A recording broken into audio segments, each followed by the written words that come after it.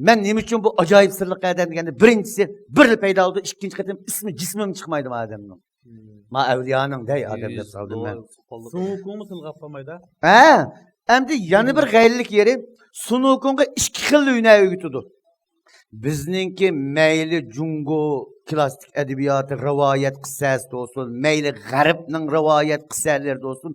Ulug' ustaz evliya pırla şagird tutup, şagirdni tağdın uzutup koyganda asasiyetin bir engüşler berdi o valla. Mesela Fınşın Bang dep, şu garip kıssayat bilen billi mana alaydıgan yani bir eser var, Fınşın Bang, Zhang Ziyaninki.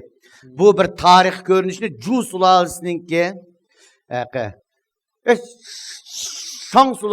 Zhu sulasının Shang sulasını yokatkan vakitteki bir Zhu Wang degenini şu bezlerini işleyen yani bir evliya kıssalar var ki o Fınşın Bang'da. Şunun dumu her bir evliya özünün şagirdini uzutup koyganda bir engüşler verdi.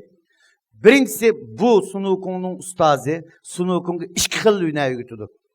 Jinduyun bir mollakta Şıvem Baçenli. 180 bin çakırım uçudu. Bir mollakası 180 bin. Demek müşahit durup bir mollakası yer şarının maçetinden Ağaçeti gılı bardı degen gap. Yani bir ügetken ünür nimo